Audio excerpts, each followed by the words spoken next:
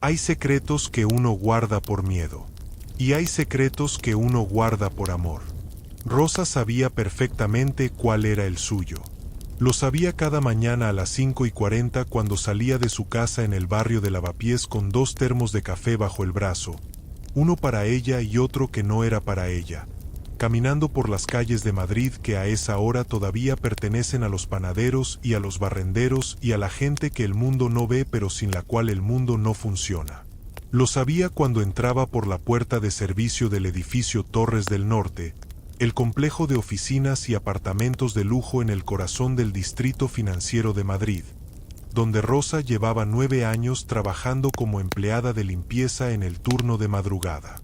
Lo sabía cuando subía por el ascensor de servicio al piso 31, el último, el que ocupaba entero la suite ejecutiva del señor Marcos Villanueva, el hombre más rico de la Comunidad de Madrid según la revista Forbes 3 años consecutivos, el hombre cuyo nombre aparecía en los periódicos económicos con la regularidad con que aparece el sol, el hombre al que nadie en ese edificio llamaba por su nombre de pila excepto Rosa, aunque Rosa tampoco lo llamaba por su nombre de pila en voz alta.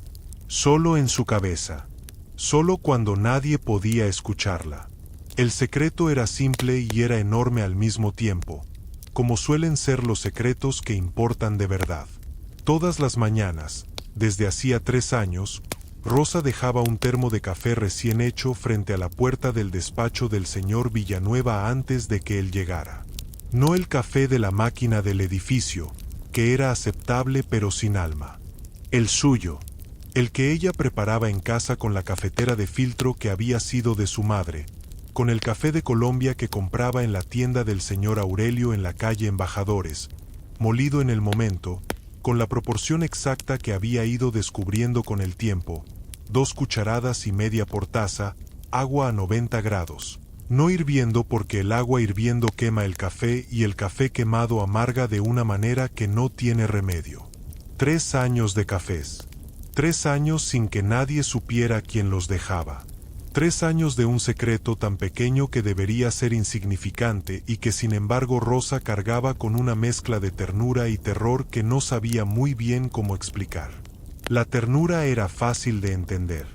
El terror también, si uno pensaba en quién era Rosa y quién era Marcos Villanueva y en la distancia inconmensurable que existe entre esos 2 mundos.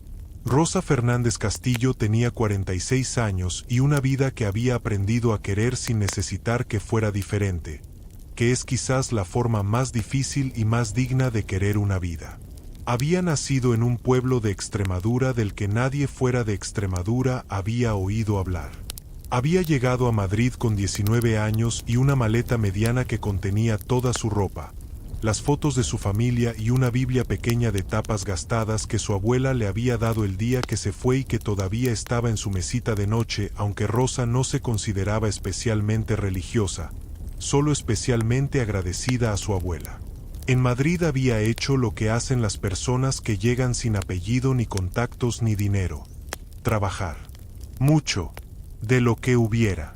Limpieza, hostelería, cuidado de personas mayores, lo que llegara y cuando llegara, sin quejarse demasiado porque quejarse consume energía que Rosa necesitaba para otras cosas. A los 28 años había tenido una hija. Sola, porque el padre había decidido que la paternidad no era algo que encajara en sus planes, lo cual Rosa había tomado con la misma ecuanimidad práctica con que tomaba la mayoría de las cosas difíciles, que era entender que no todo el mundo tiene la talla para las cosas que importan y que eso es un problema del que no la tiene, no de quien la espera. La hija se llamaba Lucía. Lucía tenía ahora 18 años y era, sin ningún tipo de exageración, la razón por la que Rosa se levantaba cada mañana a las 5:40 y caminaba por las calles de Madrid con 2 termos de café bajo el brazo. Lucía era inteligente de esa manera que hace que la gente que la conoce se detenga un momento y recalibre sus expectativas. Inteligente con los libros, que los devoraba con una velocidad que hacía que la biblioteca del barrio la conociera por nombre. Inteligente con las personas, que los leía con una precisión que a veces incomodaba a los adultos que no están acostumbrados a que los niños los vean tan bien. inteligente con la vida, que había aprendido desde pequeña a moverse por ella con una gracia tranquila que Rosa atribuía en parte a los genes y en parte al hecho de que había crecido viendo a su madre hacer las cosas difíciles sin drama. Lucía quería estudiar medicina. Eso Rosa lo sabía desde que Lucía tenía 11 años y le había dicho, con la certeza absoluta de los niños que ya saben quiénes van a ser, que quería arreglar las cosas que se rompen por dentro. Medicina en Madrid costaba lo que costaba. Y el sueldo de Rosa era el que era. Esa matemática era el ruido de fondo de la vida de Rosa desde hacía 7 años. Desde que Lucía empezó a crecer y sus sueños empezaron a tener precio. No era una queja. Era solo la realidad. Y Rosa había aprendido muy temprano que la realidad no se queja. Se trabaja. El café empezó por accidente. O eso se decía Rosa cuando necesitaba una explicación que no implicara admitir cosas más complicadas. La verdad era esta. Una mañana de noviembre de hacía 3 años, Rosa estaba limpiando el pasillo del piso 31 cuando escuchó algo que no se esperaba escuchar a las 6 de la mañana. Alguien llorando. No un llanto de película. No dramático ni ruidoso. El otro tipo. El peor tipo. El llanto contenido de alguien que ha decidido que no puede permitirse llorar de verdad y que por eso llora en el único momento en que cree que nadie puede escucharlo. La puerta del despacho estaba entreabierta.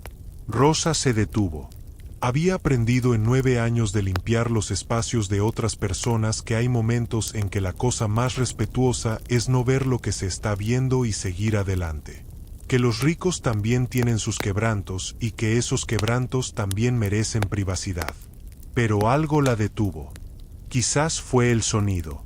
Quizás fue el instinto de madre que después de 18 años de crianza se ha vuelto tan automático que responde antes de que la cabeza pueda intervenir.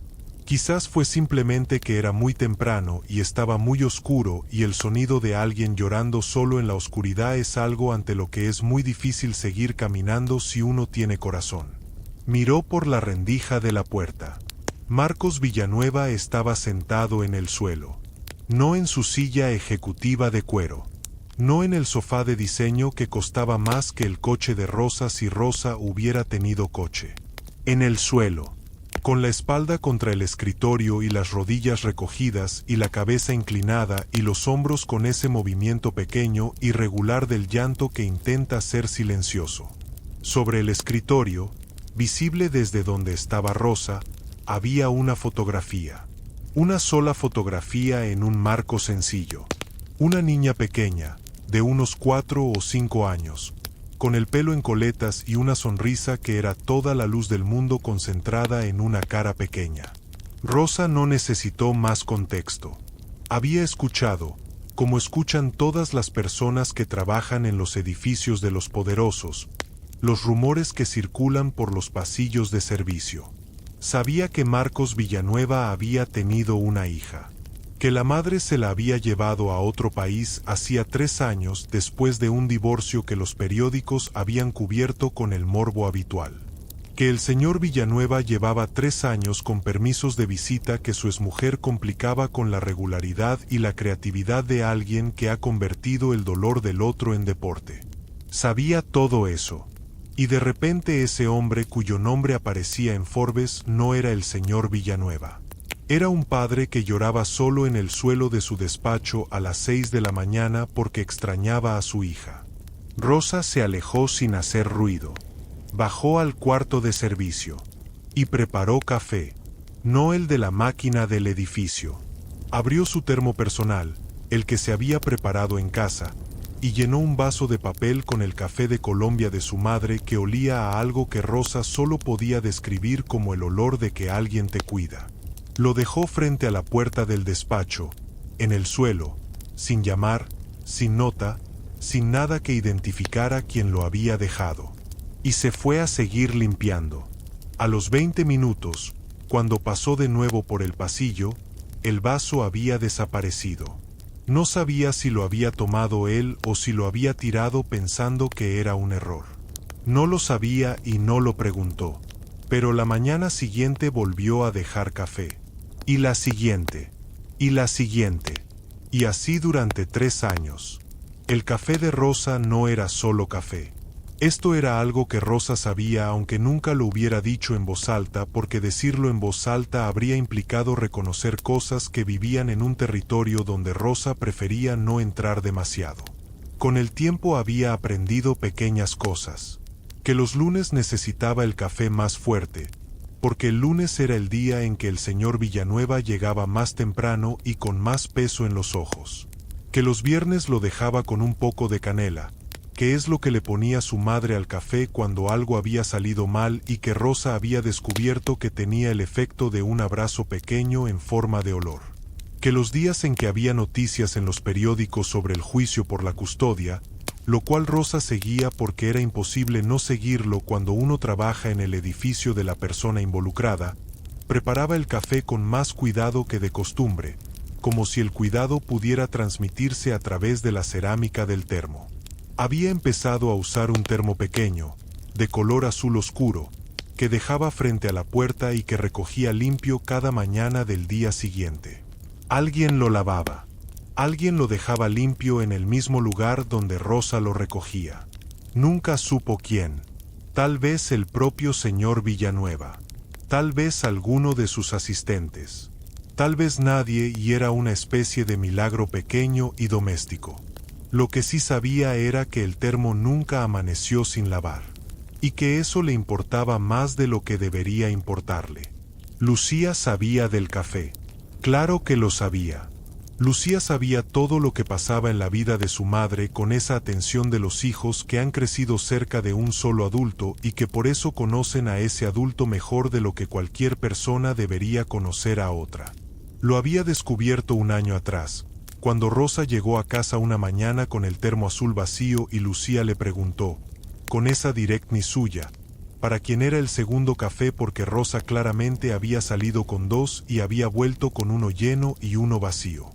Rosa le había contado todo, la noche del llanto, el suelo, la fotografía, los 3 años de cafés de lunes a viernes.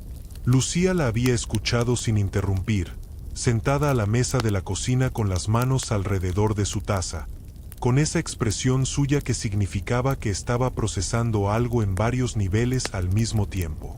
Cuando Rosa terminó, Lucía estuvo en silencio un momento. Luego dijo, «Mamá, ¿tú sabes que estás enamorada de ese hombre?» Rosa abrió la boca. La cerró. «Lucía, no te lo estoy preguntando para hacerte sentir mal», dijo Lucía, con una amabilidad que dolía más que la incomodidad. «Te lo digo porque creo que tú lo sabes y no te lo has dicho a ti misma todavía. Son mundos completamente diferentes», dijo Rosa. «Lo sé. Él ni siquiera sabe mi nombre». «Puede que no», dijo Lucía. «Pero tú llevas 3 años cuidándolo a tu manera sin pedirle nada a cambio. Eso no es solo compasión, mamá. Eso es otra cosa». Rosa había terminado esa conversación cambiando de tema con la habilidad práctica de las personas que prefieren no examinar demasiado ciertas cosas porque temen lo que encontrarán. Pero las palabras de Lucía se habían quedado. Como se quedan las verdades que uno no está listo para escuchar, pero que ya no puede desescuchar una vez que han sido dichas. La mañana que cambió todo fue un jueves de marzo. Rosa llegó al edificio a su hora habitual. Saludó a Gerardo, el vigilante nocturno, que le guardaba la entrada de servicio abierta porque Gerardo era de esas personas buenas que hacen pequeñas cosas para facilitarle la vida a la gente sin que nadie se los pida. Subió por el ascensor de servicio con sus 2 termos, el suyo y el azul. Salió al pasillo del piso 31. Y se detuvo, porque el pasillo no estaba vacío como siempre a esa hora. Marcos Villanueva estaba de pie frente a la puerta de su despacho. No dentro, fuera, en el pasillo, con el traje del día anterior todavía puesto, lo cual significaba que no había ido a casa. Con una expresión que Rosa no le había visto nunca porque nunca lo había visto de cara a esta distancia. Lo había visto de lejos, de espaldas, por rendijas de puertas. Nunca así. Nunca frente a frente en un pasillo vacío a las 6 de la mañana. Marcos Villanueva tenía 49 años. En las fotos de los periódicos era el tipo de hombre que encaja perfectamente en la categoría de poderoso. Alto, bien vestido, con esa seguridad automática de quien ha pasado tanto tiempo en posiciones de autoridad que ya ni sabe que la lleva puesta. Pero esa mañana en el pasillo no había nada de eso. Había un hombre cansado. Un hombre que claramente no había dormido y que tenía en la mano el termo azul, el de Rosa, y que la estaba mirando con una expresión que Rosa tardó un segundo en descifrar. No era enfado. No era sorpresa exactamente. Era algo más parecido a la llegada al final de algo que ha estado buscando durante mucho tiempo sin saber que lo estaba buscando. Rosa se quedó paralizada en el pasillo con su uniforme azul marino y sus 2 termos y 9 años de invisibilidad bien practicada que de repente no servían de nada porque este hombre la estaba mirando como si la viera. De verdad, como si la viera. Lleva aquí mucho tiempo, dijo él. No como pregunta, como alguien que constata algo que ha tardado en entender. La voz era exactamente como Rosa la había imaginado. Grave. Con ese cansancio que no es del cuerpo sino de cargar algo pesado durante demasiado tiempo. 9 años, dijo Rosa, y su voz sonó más tranquila de lo que se sentía por dentro. El café, dijo él, levantando el termo azul ligeramente. ¿Cuánto tiempo? Rosa lo miró. No había manera de mentir en ese pasillo a esa hora con ese hombre mirándola así. 3 años, dijo. Silencio. El pasillo era largo y estaba completamente quieto y la luz de emergencia que siempre quedaba encendida daba una penumbra anaranjada que hacía que todo pareciera más irreal de lo que ya era. ¿Por qué?, preguntó él. Rosa pensó en la noche del llanto, en el suelo, en la fotografía de la niña de las coletas, en todas las mañanas de 3 años, en las palabras de Lucía sentada a la mesa de la cocina. Creo que tú lo sabes y no te lo has dicho a ti misma todavía. Porque parecía que lo necesitaba, dijo Rosa. Simple, sin adorno. Marcos Villanueva la miró durante un momento que duró más que los momentos normales. Y luego dijo algo que Rosa no esperaba. ¿Cómo te llamas? 9 años. 9 años limpiando los pasillos de ese edificio y era la primera vez que alguien en una posición de autoridad le hacía esa pregunta. Rosa, dijo ella. Rosa Fernández. Él asintió despacio, como alguien que guarda un nombre en el lugar donde se guardan las cosas que importan. Marcos, dijo él, y le extendió la mano. Rosa la miró un segundo. Luego la estrechó. Y en ese apretón de manos en un pasillo a las 6 de la mañana, con 2 termos de café y 9 años de invisibilidad y 3 años de un secreto que ya no era secreto, algo cambió. No de manera dramática, no con música de fondo y luz perfecta, de la manera en que cambian las cosas reales, que es despacio y sin aviso y con más preguntas que respuestas. Pero cambió. Esa mañana, Rosa llegó a casa 2 horas después de lo habitual.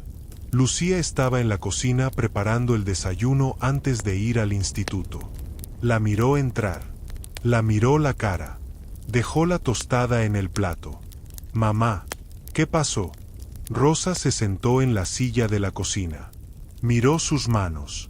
Me preguntó mi nombre, dijo. Lucía se quedó quieta un momento. Y me lo dijo el suyo. Lucía la miró con esa mirada suya de 18 años que veía más lejos de lo que le correspondía. ¿Y ahora qué?, preguntó. Rosa levantó la vista. No lo sé, dijo honestamente. Pero creo que todo va a ser diferente. Lucía asintió despacio. Y en su cara, debajo de la preocupación de la hija que quiere proteger a su madre, había algo más. Esperanza. La clase de esperanza que uno siente cuando las cosas que deberían pasar finalmente empiezan a pasar, aunque todavía no se sepa bien hacia dónde van. Los días que siguieron al jueves del pasillo fueron extraños de una manera que Rosa no sabía muy bien cómo describir. No habían cambiado los hechos. Rosa seguía llegando al edificio a las 6:20. Seguía subiendo por el ascensor de servicio. Seguía dejando el termo azul frente a la puerta del despacho del piso 31. Seguía limpiando los mismos pasillos con el mismo carrito que chirriaba en la tercera rueda desde hacía 2 meses y que el encargado de mantenimiento había prometido arreglar 4 veces sin arreglar.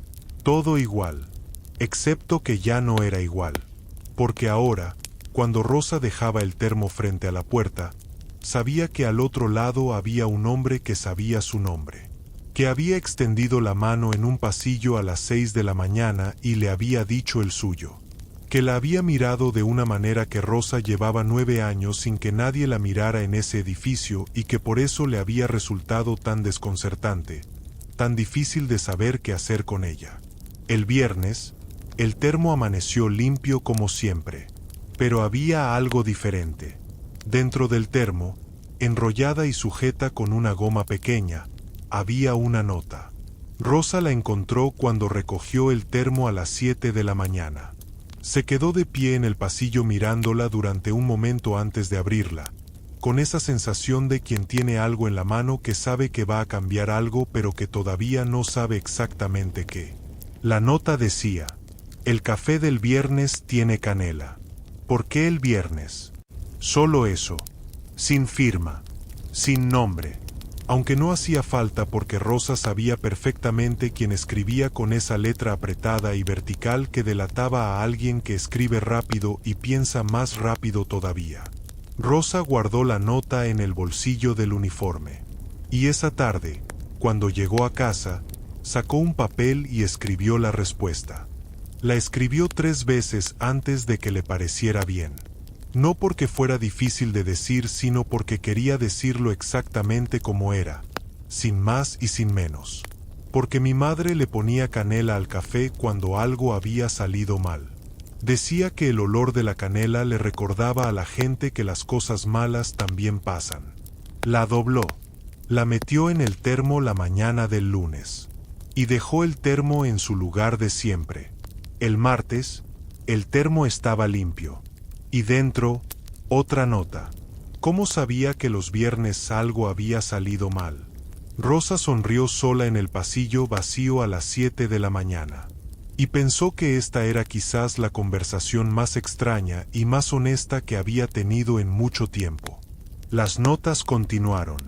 Durante 3 semanas, el termo azul se convirtió en un buzón de correspondencia entre 2 personas que vivían en el mismo edificio y en mundos completamente diferentes y que, sin embargo, en esos papeles pequeños doblados y enrollados con goma, hablaban con una franqueza que ninguno de los dos usaba en sus vidas normales. Marcos preguntaba cosas que Rosa no esperaba que preguntara. No las cosas que uno esperaría de un hombre de su posición. No cosas de protocolo ni de cortesía distante. Preguntaba cosas reales. ¿Cuánto tiempo llevas en Madrid? ¿De dónde es el café que usas? ¿Por qué el turno de madrugada? Y Rosa respondía con la misma honestidad con que había empezado. 27 años en Madrid.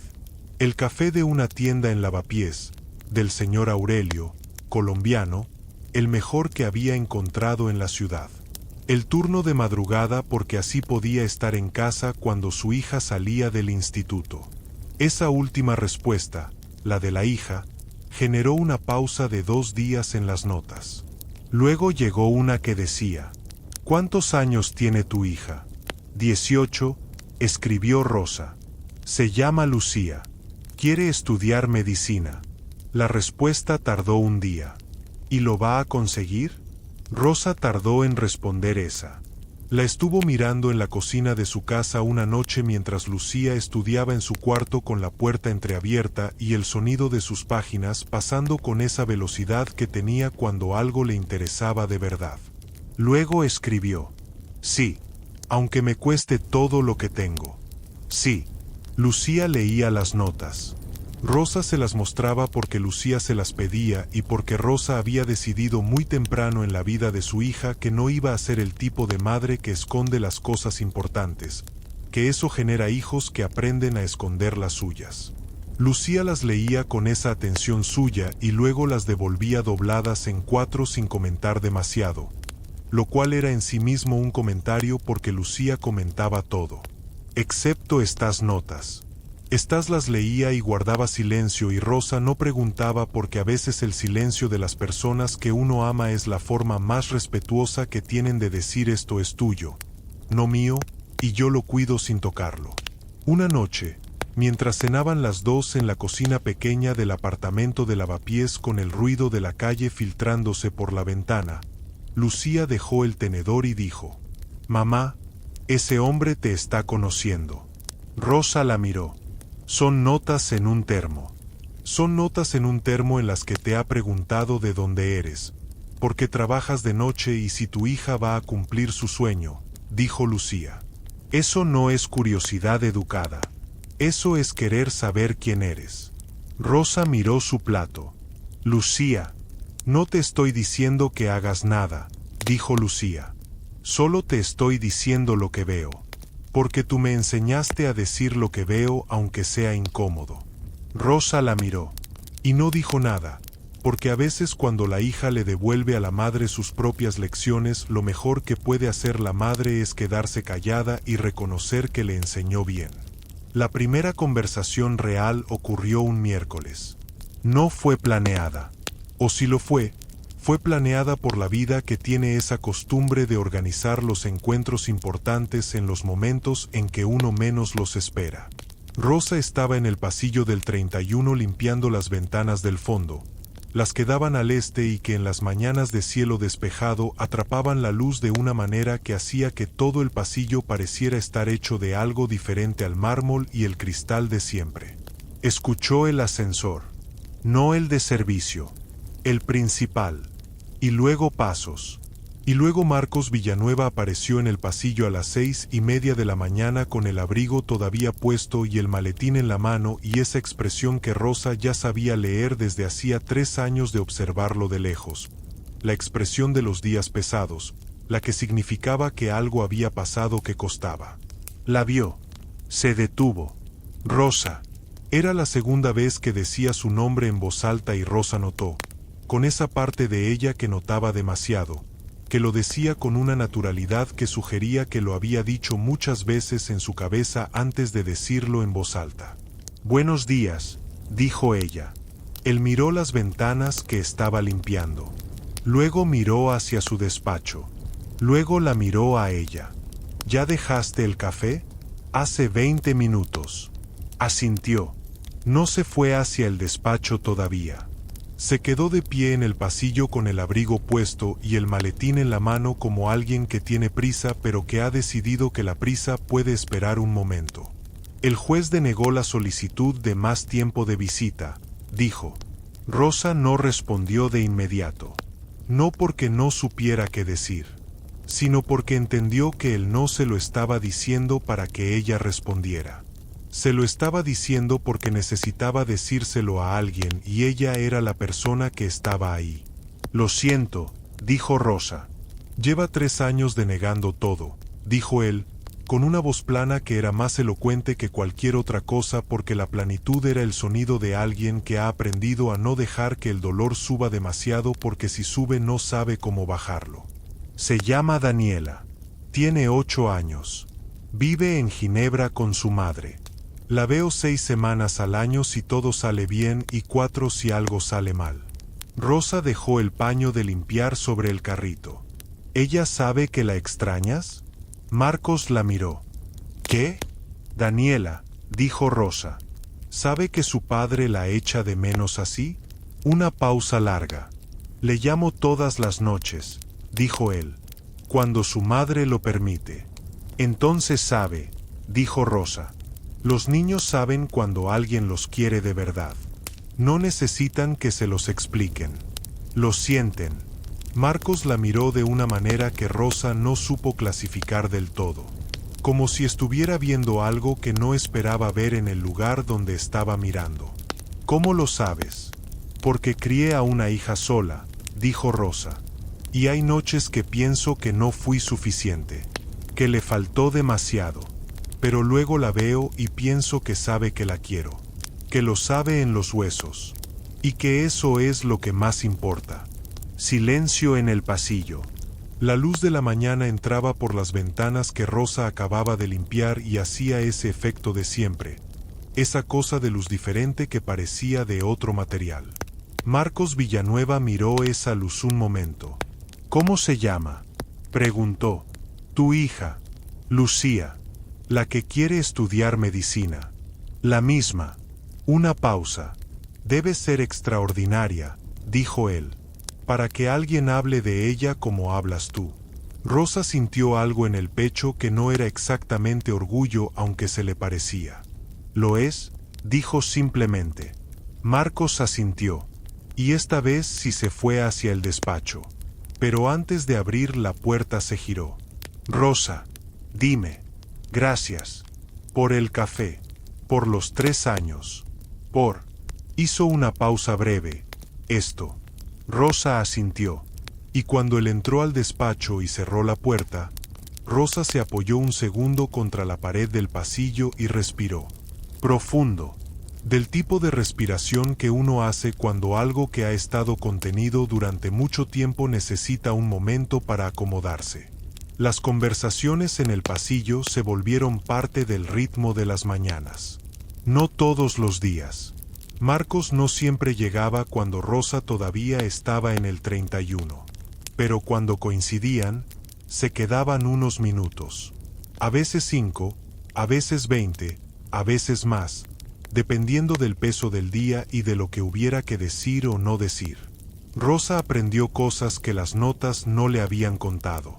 Que Marcos Villanueva leía historia medieval por las noches porque decía que leer sobre épocas que ya terminaron le daba perspectiva sobre las que todavía estaban pasando.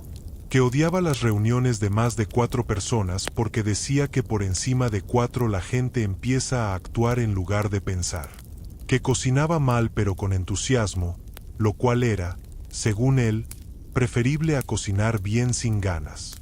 Que echaba de menos a su madre, que había muerto 4 años atrás, con esa clase de ausencia que no se cierra con el tiempo sino que uno simplemente aprende a cargar de diferente manera. Y Marcos aprendió cosas de Rosa. Que había llegado a Madrid con una maleta mediana y una Biblia de su abuela y nada más y que consideraba eso suficiente. Que había aprendido a arreglar la instalación eléctrica de su apartamento viendo tutoriales en internet porque el casero tardaba meses en arreglar cualquier cosa y Rosa no tenía meses. Que su mayor miedo no era la pobreza, con la que había convivido toda su vida y a la que le había perdido el miedo hace tiempo, sino que Lucía tuviera que renunciar a algo importante por falta de dinero. Esa última confidencia la hizo una mañana de manera casi accidental, cuando Marcos le preguntó cómo iba lo de la universidad de Lucía y Rosa respondió con más honestidad de la que pretendía. El plazo de solicitudes es en mayo, dijo. La nota de Lucía es suficiente. Más que suficiente. Pero las tasas del primer año son casi 8.000 euros y yo llevo 2 años ahorrando y llego a 5.200. Lo dijo con la calma de los hechos. Sin drama. Sin petición implícita. Solo los números, que eran los que eran. Marcos no respondió de inmediato. Rosa notó que algo cambiaba en su expresión, pero no supo leerlo con precisión. ¿Cuándo lo necesitas?, preguntó él. En mayo, dijo Rosa. Pero no te lo estoy diciendo para que hagas nada. Solo te estoy respondiendo lo que me preguntaste. Lo sé, dijo él. Y cambió de tema con una naturalidad que Rosa agradeció porque la alternativa habría sido incómoda de maneras que no quería manejar a las 6:30 de la mañana en un pasillo. Fue Lucía la que lo complició todo, o lo simplificó, dependiendo de cómo se mire.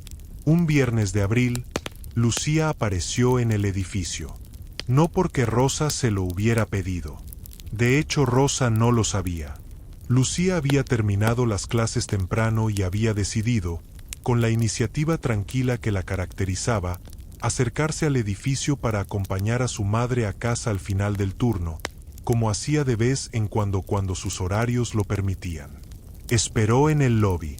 El lobby del Torres del Norte a las 7 de la mañana era un espacio de mármol y silencio, y esa luz artificial de los edificios que quieren parecer más importantes de lo que son, aunque en este caso el edificio ya era bastante importante sin necesitar parecerlo. Lucía estaba sentada en uno de los bancos del lobby con sus apuntes de biología abiertos en el regazo cuando Marcos Villanueva bajó del ascensor principal. No se conocían. Lucía levantó la vista de sus apuntes por instinto cuando escuchó el ascensor y se encontró con un hombre de traje oscuro que salía al lobby con el teléfono en la mano y que se detuvo al verla porque claramente no esperaba encontrar a nadie sentado en el lobby a esa hora. Se miraron. Marcos miró los apuntes de biología. Miró la edad de la chica. Miró algo en su cara que tardó un segundo en identificar porque era algo sutil. Algo que no estaba en los rasgos exactamente sino en la manera de sostener la mirada, que era directa y tranquila y sin pretensiones, igual que la mirada de otra persona que él conocía. ¿Estás esperando a alguien?, preguntó. A mi madre, dijo Lucía. Trabaja aquí. Una pausa brevísima. ¿En qué piso trabaja tu madre? Lucía lo miró. No con desconfianza, con evaluación. Esa evaluación suya que era veloz y precisa. En varios, dijo, pero principalmente en el 31. Marcos se quedó completamente quieto durante un momento. ¿Cómo se llama tu madre? ¿Cómo se llama tu madre? Rosa, dijo Lucía. Rosa Fernández. El silencio que siguió no fue incómodo exactamente. Fue del tipo de silencio que ocurre cuando dos piezas de algo encajan y el sonido del encaje es tan claro que cualquier palabra sobraría. Marcos Villanueva miró a esta chica de 18 años con los apuntes de biología en el regazo y la mirada directa y la misma manera de estar en el mundo sin pedir permiso que tenía su madre. «Tú eres Lucía», dijo. Lucía parpadeó. «¿Usted me conoce? Tu madre habla de ti», dijo él. Mucho. Lucía lo miró un momento más. Y luego, con una naturalidad que Marcos no esperaba, sonrió. «Usted es el señor del café», dijo. Marcos la miró. «¿El señor del café? El que recibe el termo azul», dijo Lucía. «Así lo llamo yo. El señor del café». Una pausa. Y luego, contra todo protocolo y toda expectativa, Marcos Villanueva se rió. Una risa real, de las que salen sin permiso, de las que tienen algo vivo dentro que hace mucho no salía. «Supongo que sí», dijo. «Soy el señor del café». Lucía asintió, satisfecha. «¿Le puedo preguntar algo?», dijo. «Adelante». ¿Por qué nunca le preguntó quién dejaba el café hasta hace unas semanas? Si lleva 3 años recibiéndolo. Marcos la miró. Pensó en la respuesta. «Porque me daba miedo que si preguntaba, dejara de llegar», dijo. Y lo dijo con una honestidad que él mismo pareció sorprenderle un poco. Lucía lo miró durante un momento. «Mi madre tiene miedo de lo mismo», dijo. «Que si dice demasiado, algo se rompa». Marcos no respondió de inmediato. Miró a esta chica que tenía 18 años y que hablaba con la precisión de alguien que ha pasado muchos años prestando atención a las cosas que importan. ¿Eso lo dijo ella? No, dijo Lucía. Pero yo la conozco. Y lo sé. En ese momento el ascensor de servicio se abrió al fondo del lobby y Rosa apareció con su bolso y su abrigo y la expresión de alguien que está pensando en la lista de la compra y que al levantar la vista encuentra algo que no estaba en ninguna lista. Se detuvo. Miró a Lucía. Miró a Marcos. Miró a Lucía otra vez. «¿Qué estás haciendo aquí?», le dijo a Lucía, con una voz que intentaba ser normal y que no era completamente normal. «Vine a acompañarte a casa», dijo Lucía, con la inocencia perfecta de quien ha hecho exactamente lo que pretendía hacer y no piensa disculparse por ello. «Hola, Rosa», dijo Marcos. Rosa lo miró. «Buenos días», dijo, y en esas 2 palabras había toda la incomodidad y toda la calidez mezcladas de la manera en que se mezclan las cosas que no caben en una sola categoría. Estaba conociendo a tu hija, dijo Marcos. Ya veo, dijo Rosa, mirando a Lucía con esa mirada de madre que dice muchas cosas sin decir ninguna. Es extraordinaria, dijo Marcos. Tenías razón. Rosa miró a su hija. Lucía la miraba con esa expresión serena y ligeramente satisfecha de alguien que ha hecho algo que considera correcto aunque no le hubieran pedido que lo hiciera. Vámonos, le dijo Rosa. Un momento, dijo Marcos. Rosa lo miró. Marcos la miró a ella. Y luego miró a Lucía. Lucía, dijo, ¿tienes tiempo un momento? Los tres. Hay algo que quiero decirles. Se sentaron en la sala de reuniones pequeña del lobby, la que usaban para las visitas informales, con sus sillas de diseño y su mesa de cristal y las vistas al parque que a esa hora de la mañana tenía esa luz todavía fresca del día que empieza. Rosa estaba tensa de una manera que intentaba no mostrar. Lucía estaba completamente tranquila, lo cual en sí mismo era una demostración de carácter que Marcos notó. Lucía, dijo Marcos, tu madre me dijo que las tasas del primer año de medicina son 8.000 euros y que lleváis 2 años ahorrando y llegáis a 5.200. Silencio. Rosa abrió la boca. Marcos, yo no te conté eso para... Lo sé, dijo él.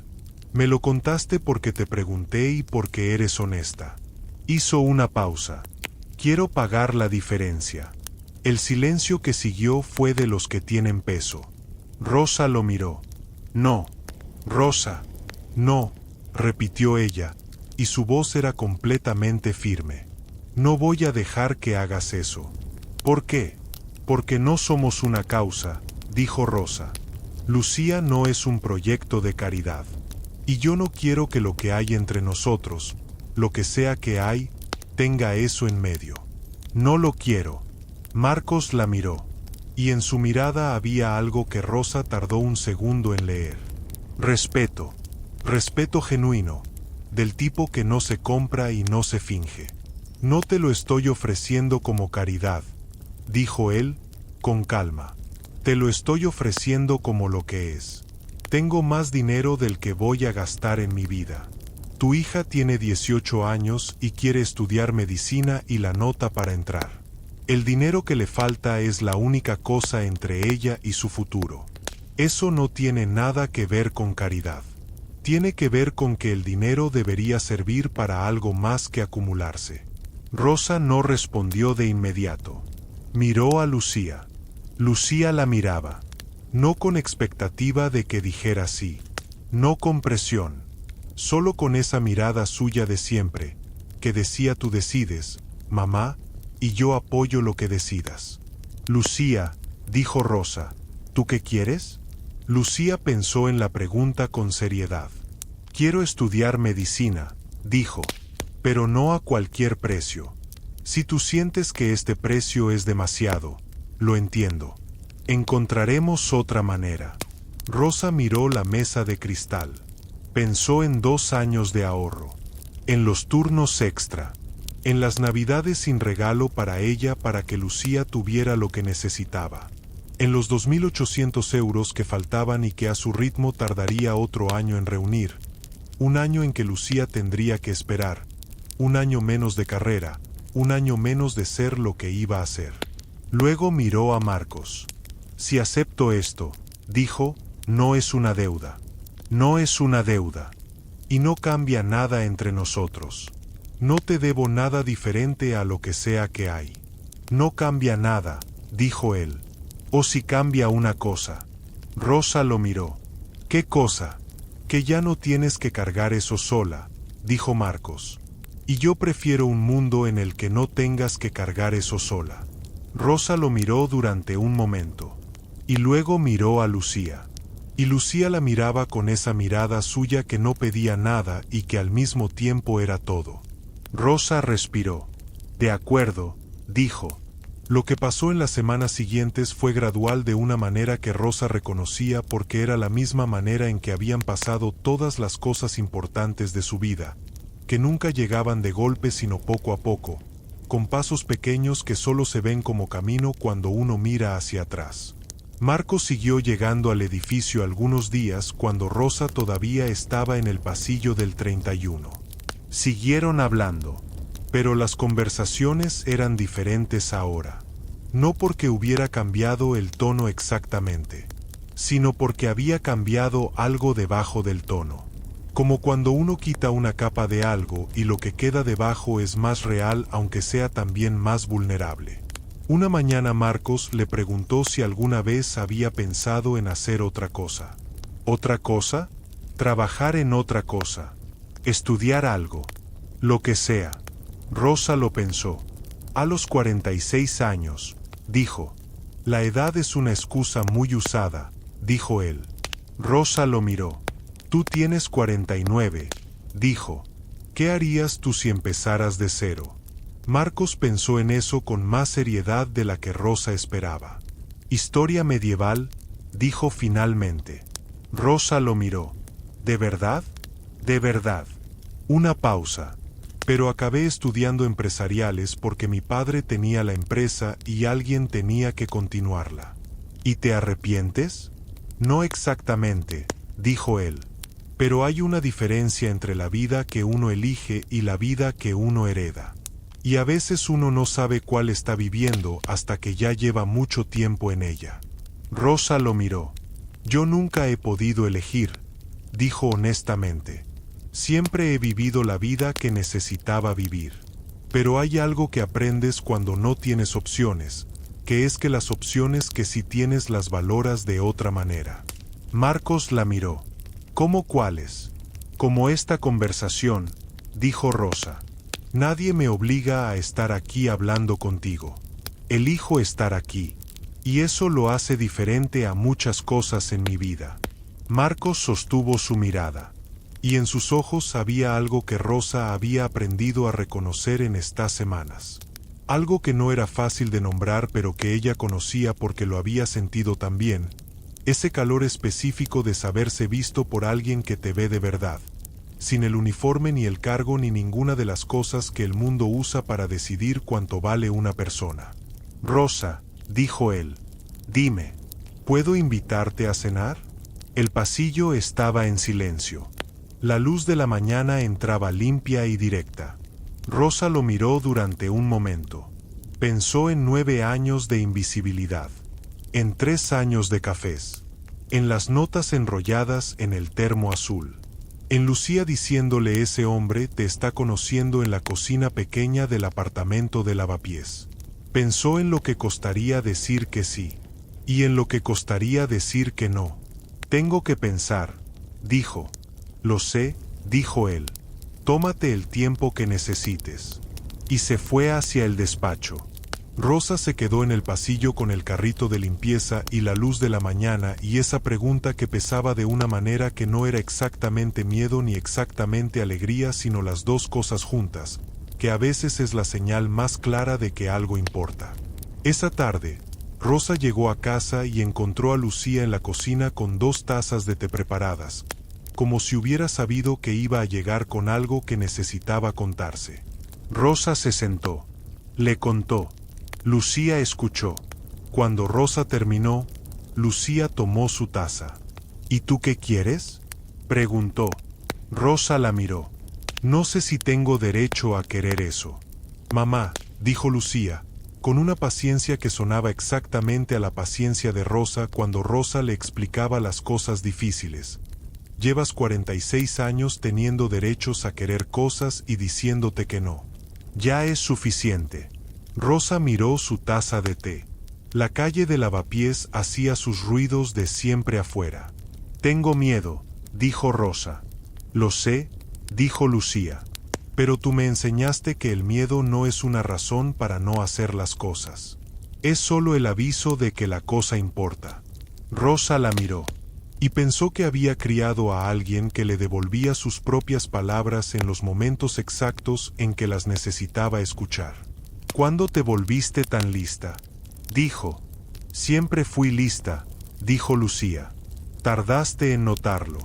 Y las dos se rieron en la cocina pequeña de Lavapiés con el té entre las manos y la tarde afuera y todo lo que estaba por venir todavía sin nombre pero ya presente, ya real, ya esperando. Rosa tardó 3 días en responder. No porque no supiera la respuesta. La sabía desde el mismo momento en que Marcos hizo la pregunta en el pasillo, desde ese segundo exacto en que las palabras llegaron al aire y Rosa sintió algo moverse en un lugar donde llevaba mucho tiempo todo quieto. Lo sabía, pero saber algo y estar lista para hacer algo con lo que sabe son dos cosas diferentes. Y Rosa había aprendido a lo largo de 46 años que precipitarse en las cosas que importan es la manera más segura de romperlas antes de que tengan tiempo de ser lo que podrían ser. Así que esperó. El viernes dejó el termo como siempre. El sábado no trabajaba, pero pensó en el pasillo vacío del 31 con una intensidad que le pareció desproporcionada y que sin embargo no pudo evitar. El domingo llamó a su madre. Su madre vivía en el pueblo de Extremadura y tenía 73 años y una claridad sobre las cosas que Rosa siempre había atribuido a que las personas que han vivido mucho en lugares tranquilos desarrollan una especie de visión limpia sobre lo esencial que la gente de las ciudades pierde con el ruido. Le contó todo: el café, las notas, las conversaciones del pasillo, la pregunta de la cena. Su madre la escuchó sin interrumpir, que era algo que su madre hacía y que Rosa siempre había agradecido porque había pocas cosas más valiosas que alguien que te escucha del principio al final sin meter su historia en medio de la tuya. Cuando Rosa terminó, su madre estuvo en silencio un momento. Luego dijo: ¿Y tú qué sientes cuando estás cerca? Rosa pensó en cómo responder eso. Siento que soy real, dijo finalmente. Silencio en la línea. ¿Y cuándo no está?, preguntó su madre. También soy real, dijo Rosa, pero de otra manera. Más sola. Otra pausa. Rosa, dijo su madre, con esa voz suya que tenía el peso de 73 años vividos con los ojos abiertos. Llevas toda tu vida siendo real sola. Si alguien te hace sentir real acompañada, eso no es peligroso. Eso es lo que debería ser. Rosa no respondió de inmediato. Miró por la ventana del apartamento el trozo de cielo de lavapiés que era visible entre los tejados.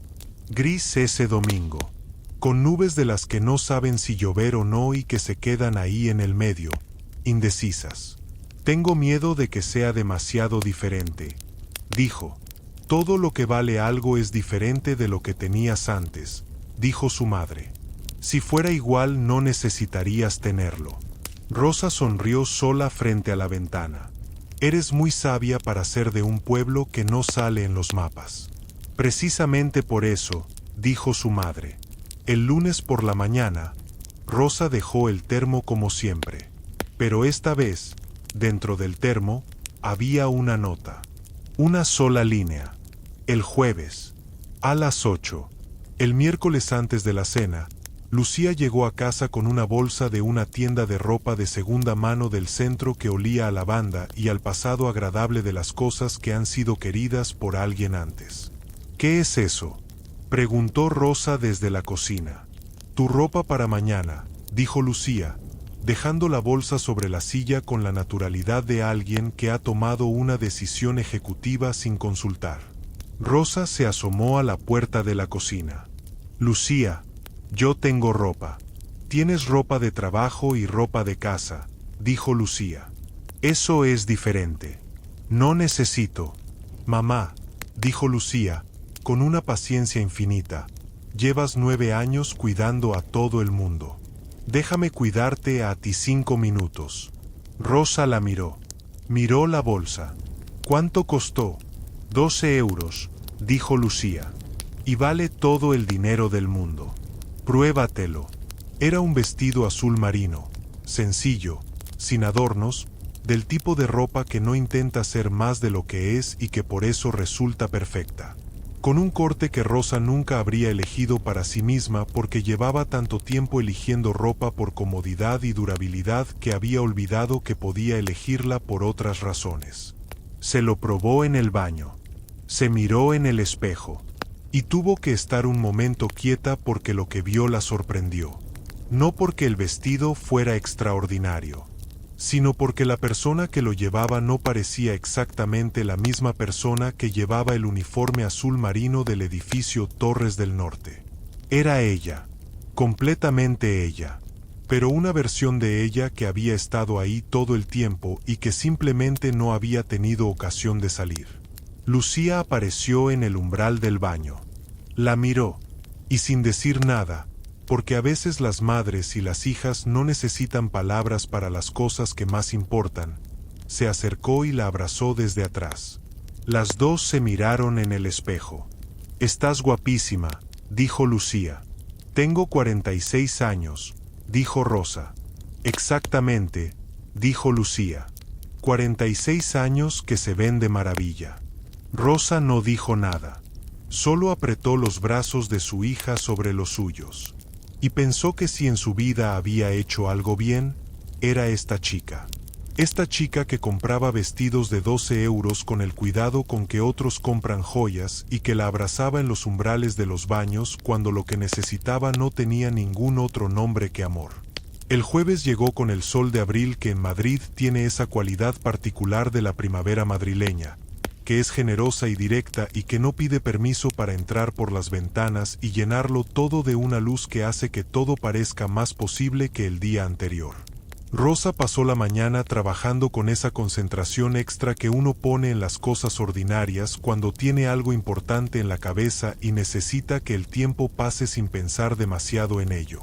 Limpió los pasillos del 10º y del 11º. Pulió las ventanas del vestíbulo principal que siempre acumulaban las huellas de los que llegaban con prisa y empujaban el cristal con la mano abierta sin mirar. Vació los cestos de los aseos de la planta baja. Todo normal, excepto que a las 7 menos cuarto, cuando Rosa pasó por el pasillo del 31 para recoger el termo azul, encontró que el termo no estaba solo. Al lado había una nota.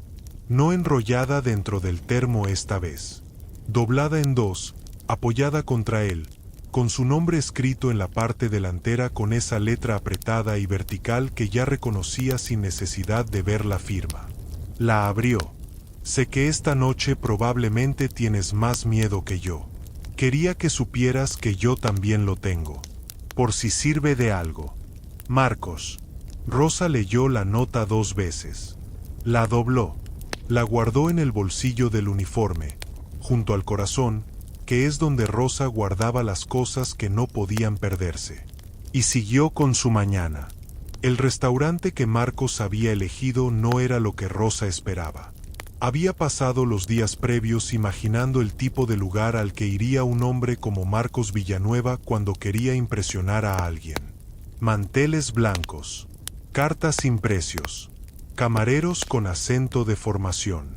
La clase de lugar que dice que el dinero está ahí aunque nadie lo mencione. Pero la dirección que él le había mandado llevaba a un restaurante pequeño en Malasaña. 12 mesas. Luz cálida de la que viene de velas de verdad y no de velas de diseño. Una carta escrita a mano en una pizarra en la pared. El sonido de una conversación de fondo que era viva y real y sin pretensiones. Marcos ya estaba cuando llegó Rosa. Sin traje esta vez.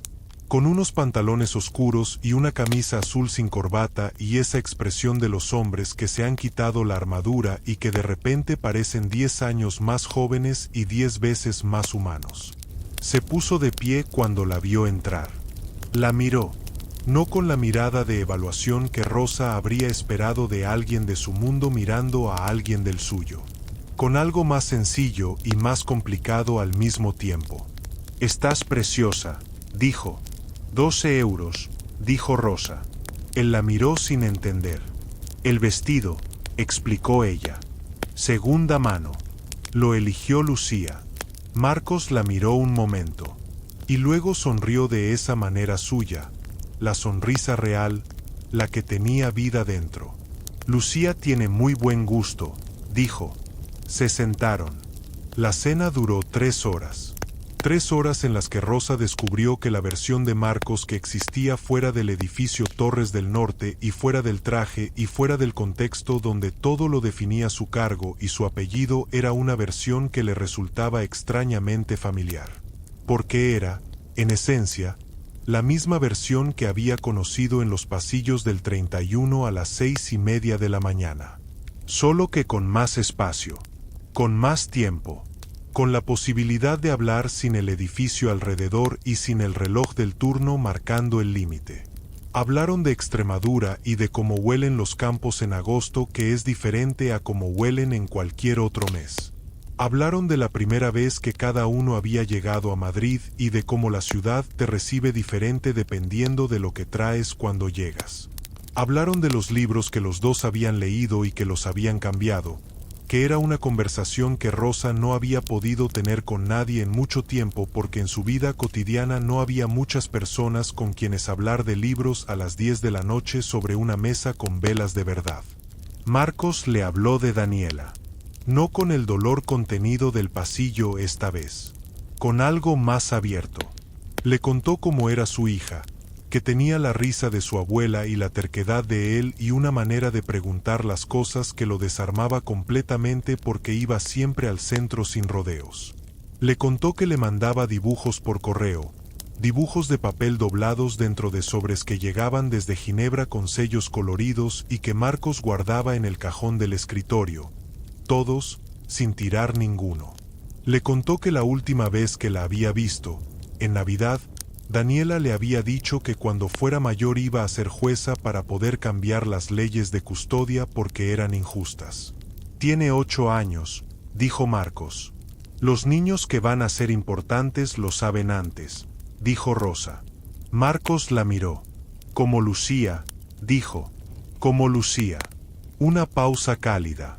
¿Puedo preguntarte algo?, dijo Marcos. Adelante. ¿Por qué nunca me dijiste nada? En 3 años. Las notas empezaron porque yo pregunté. Si yo no hubiera preguntado, ¿habría seguido dejando el café para siempre sin decir nada? Rosa pensó en la respuesta. Probablemente, dijo honestamente. ¿Por qué? Porque no soy del tipo de persona que pide cosas, dijo. Aprendí muy temprano que lo que uno tiene es lo que uno construye. Y si algo que yo hacía te servía de algo, eso ya era suficiente. No necesitaba que lo supieras.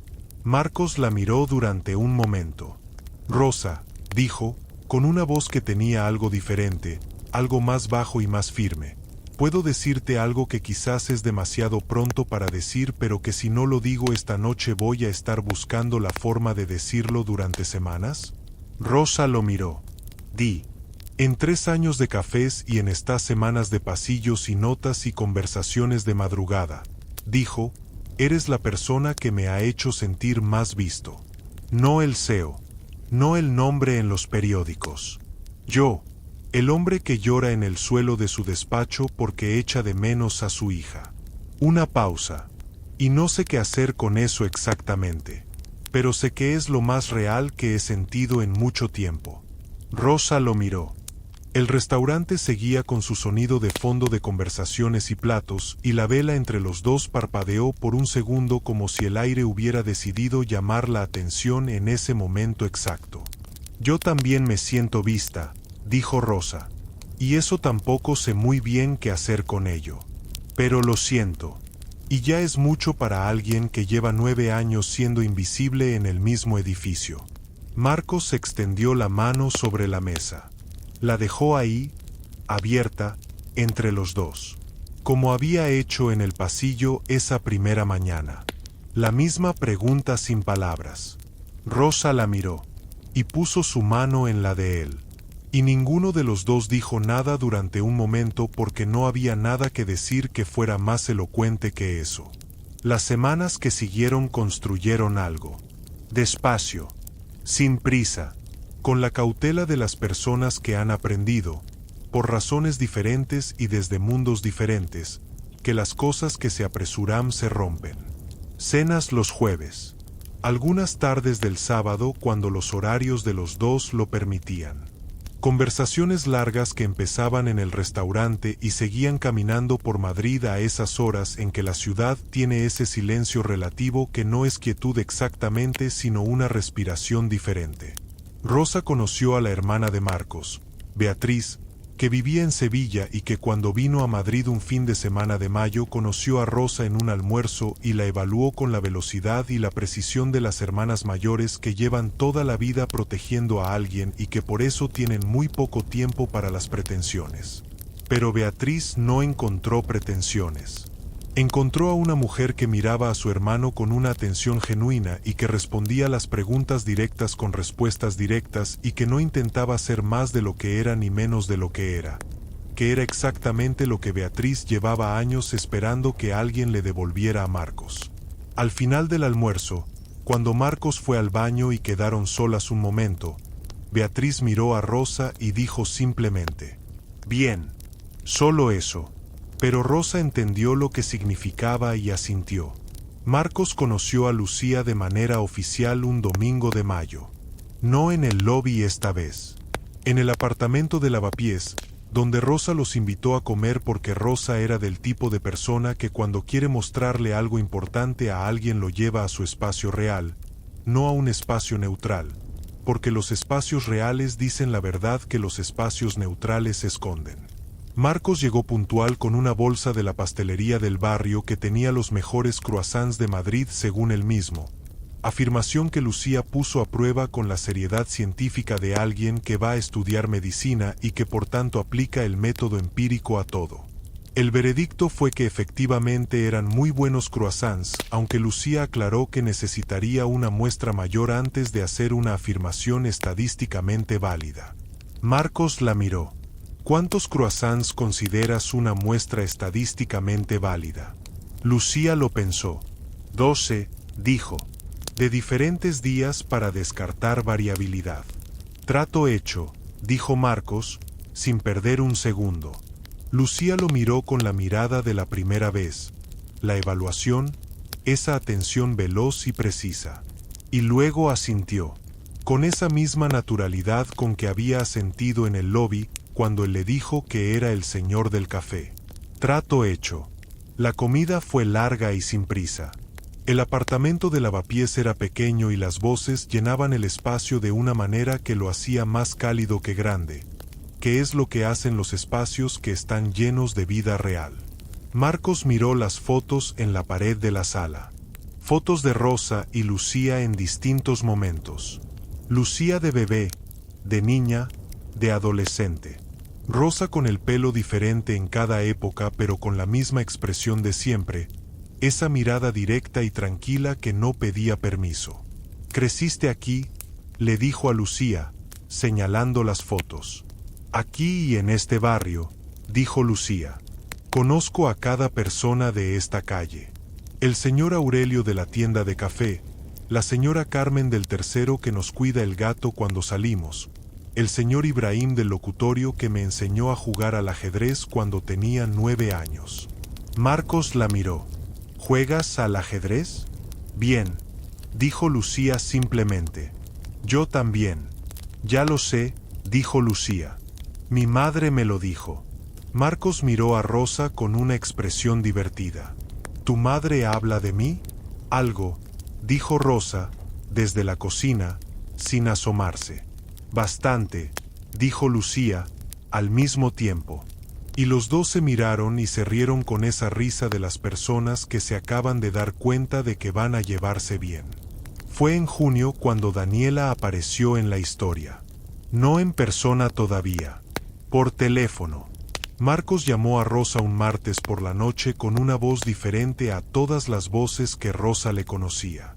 No era la voz del pasillo ni la voz de las cenas. Era algo más agitado, más vivo. «El juez aprobó la visita de verano», dijo. 4 semanas en julio. Daniela viene a Madrid.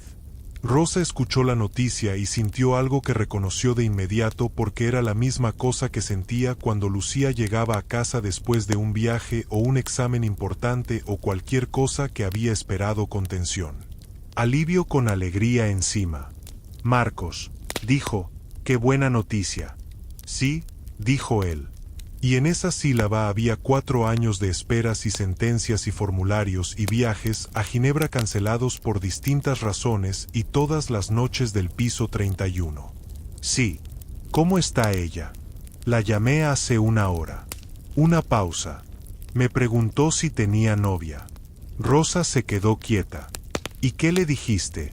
Le dije que tenía una persona muy importante en mi vida, dijo Marcos. Y me preguntó cómo se llamaba. Y le dije que Rosa. Y me dijo, otra pausa, más corta, que era un nombre bonito porque era el nombre de su flor favorita. Rosa no respondió de inmediato. Miró la ventana del apartamento. El cielo de junio, que en Madrid a las 10 de la noche todavía tenía algo de luz. Ese azul oscuro que no es noche todavía. ¿Está nerviosa por venir?, preguntó Rosa. Un poco, dijo Marcos. Lleva 2 años sin estar un tiempo largo aquí. Madrid le parece grande. Le da miedo no conocer a nadie. Rosa pensó en Lucía a los 8 años.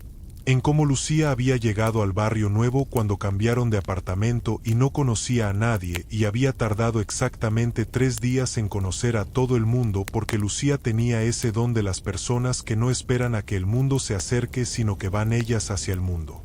Marcos, dijo Rosa. Dime. Lucía tiene 18 años y fue niña en esta ciudad y sabe cómo se siente eso. Una pausa. Quizás cuando llegue Daniela, si tú y ella quieren, podríamos hacer algo todos juntos. Sin prisa. Sin que sea una presentación formal. Solo algo normal. Silencio en la línea. Un silencio que Rosa leyó bien. ¿Estás segura?, dijo Marcos. No, dijo Rosa honestamente. Pero creo que es lo correcto. Y generalmente cuando creo que algo es lo correcto lo hago aunque no esté segura. Marcos tardó un momento en responder. Rosa, dijo finalmente. Dime, ¿sabes que eres la persona más buena que conozco? Rosa pensó en esa frase. No soy buena, dijo. Solo sé lo que es tener una hija que necesita que el mundo sea amable con ella. Y eso genera empatía automática por cualquier niña en la misma situación. Eso es exactamente lo que es ser buena, dijo Marcos. Daniela llegó a Madrid un jueves de julio con una maleta rosa con ruedas y una mochila con un parche de cohete espacial en la solapa y una expresión de 8 años que era mitad emoción y mitad ese miedo tranquilo de llegar a un lugar conocido que sin embargo lleva mucho tiempo siendo desconocido. La primera semana fue solo para ella y Marcos. Rosa lo había dicho desde el principio y lo cumplió. Daniela necesitaba tiempo con su padre sin que hubiera nada más que procesar. Necesitaba redescubrir Madrid a través de él, recuperar el ritmo de estar juntos, llenar el espacio de esas 4 semanas con las cosas simples que hacen que 2 personas que se aman y que han estado separadas recuerden cómo estar juntas. Rosa escuchaba los reportes de Marcos por teléfono cada noche. Que Daniela había comido 3 veces en el mismo restaurante de hamburguesas porque era su favorito y Marcos no tenía corazón para llevarla a otro lado. Que habían ido al retiro y Daniela había insistido en remar en el lago, aunque ninguno de los dos era especialmente bueno remando y acabaron yendo en círculos durante 20 minutos. Que Daniela dormía con un muñeco de conejo que se llamaba Copérnico y que viajaba con ella a todos lados y al que había que tratar con el mismo respeto que a cualquier otro miembro de la familia. Rosa escuchaba estas cosas y sentía algo que no era exactamente conocer a alguien, pero que se le parecía.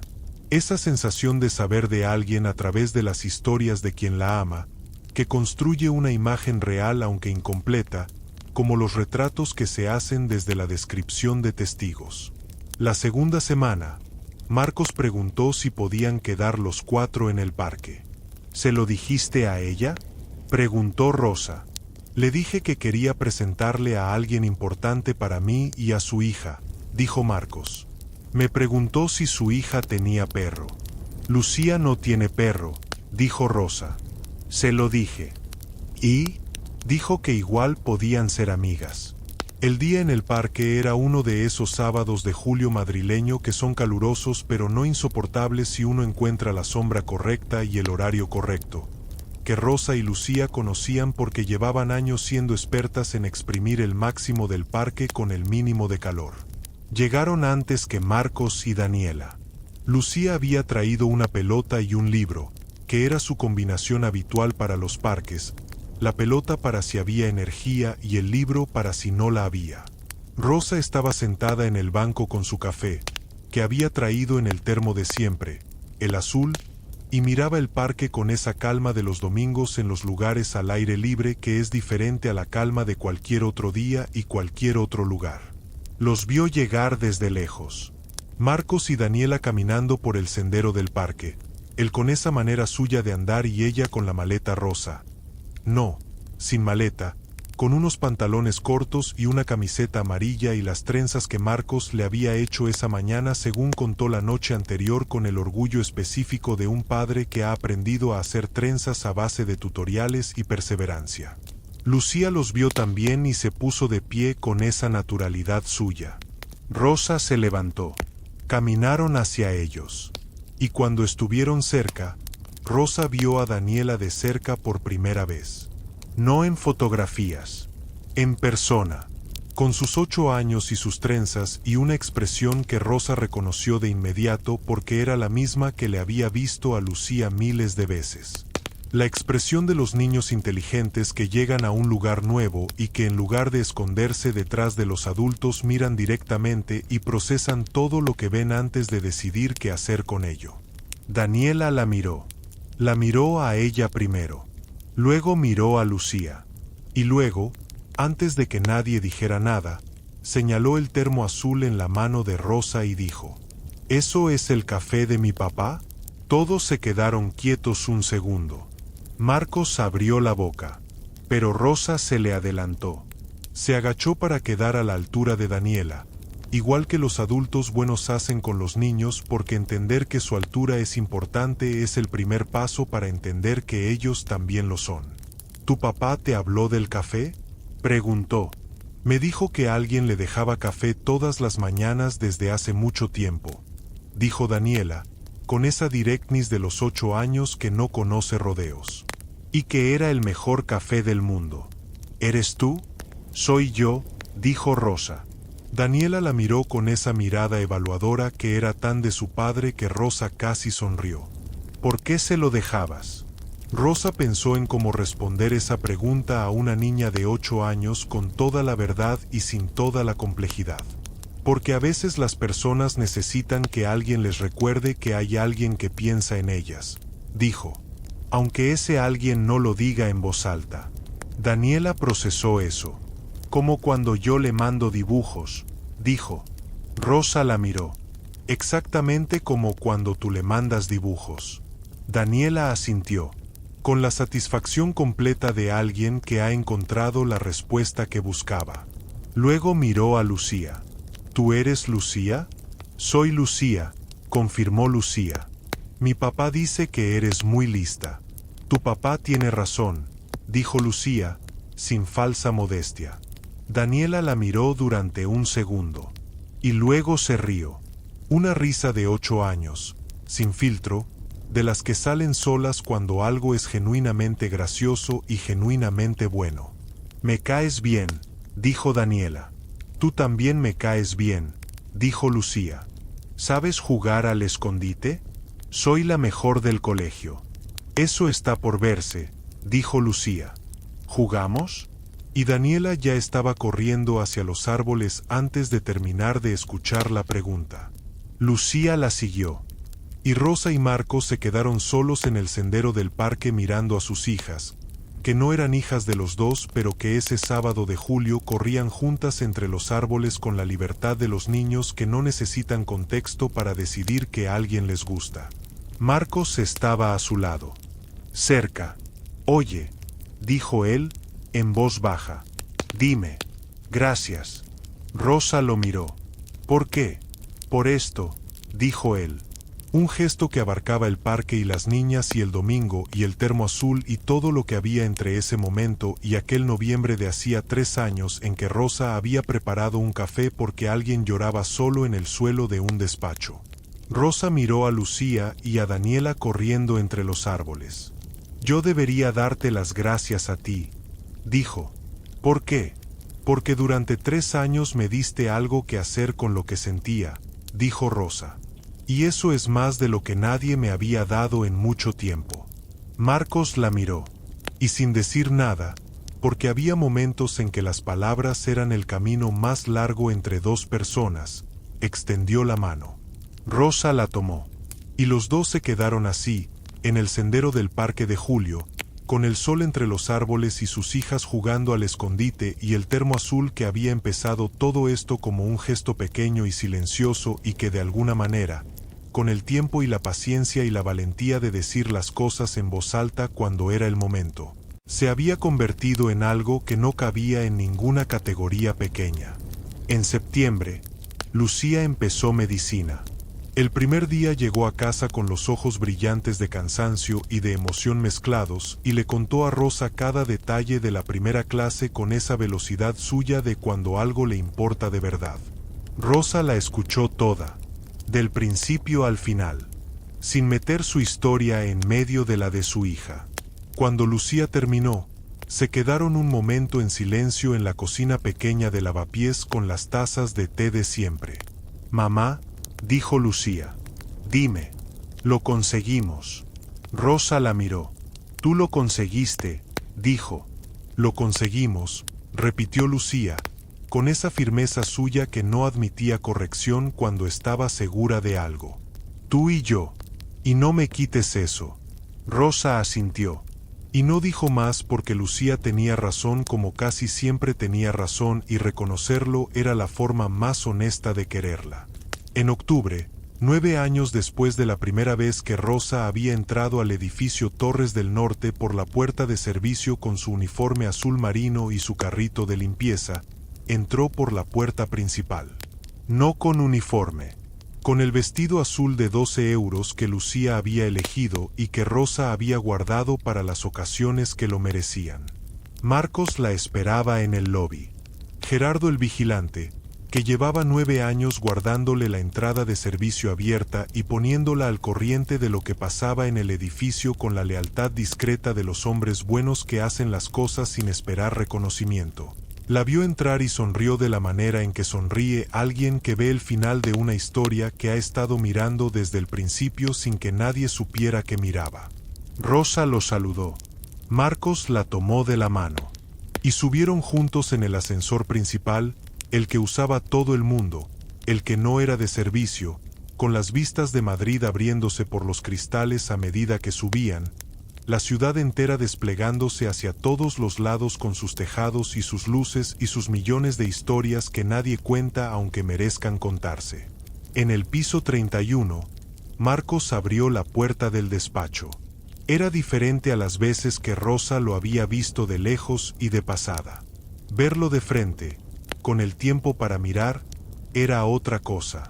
Los ventanales con Madrid entera detrás. Los libros en las estanterías. La foto de Daniela en el marco sencillo, que ahora era una foto diferente a la de 3 años atrás.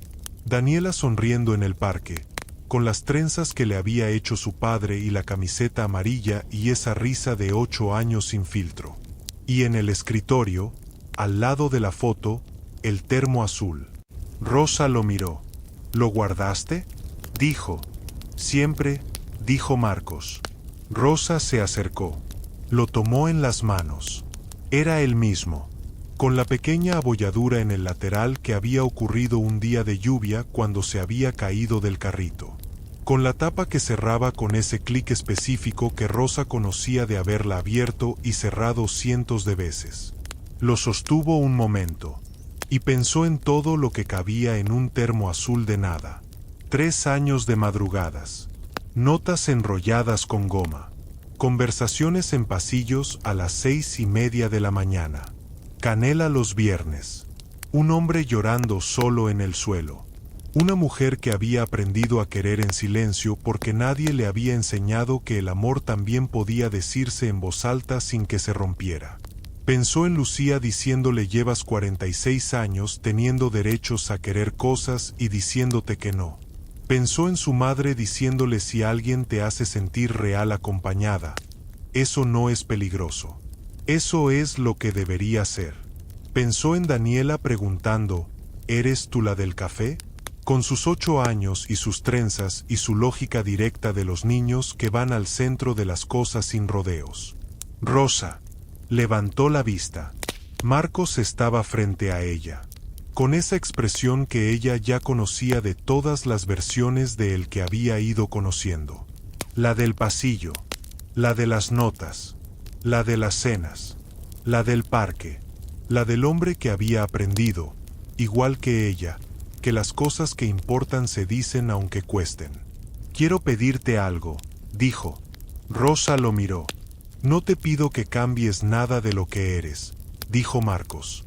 No te pido que dejes de ser la persona que llegó a Madrid con una maleta mediana y una Biblia de su abuela y que crió sola a la persona más extraordinaria que conozco después de ti.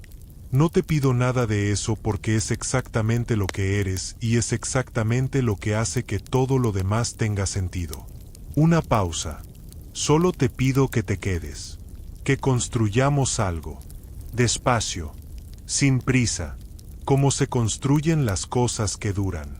Rosa lo miró, con el termo azul en las manos, con Madrid entera detrás de los ventanales, con 9 años de este edificio y 3 años de un secreto que había empezado como compasión y se había convertido en algo que no tenía un nombre más pequeño que amor, aunque Rosa había tardado mucho en dejar que esa palabra existiera en voz alta.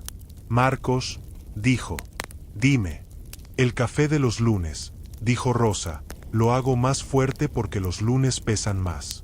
El de los viernes lleva canela porque los viernes algo siempre ha salido mal y la canela recuerda que las cosas malas también pasan. El del miércoles lo preparo pensando en que en 2 días es viernes y eso siempre ayuda un poco. Hizo una pausa.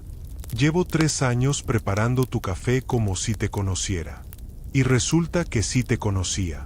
Solo que ninguno de los dos lo sabía todavía. Marcos la miró. ¿Eso es un sí?, dijo. Rosa dejó el termo en el escritorio y puso su mano en la de él. Eso es un sí, dijo. Hay secretos que uno guarda por miedo. Y hay secretos que uno guarda por amor. Rosa siempre supo cuál era el suyo.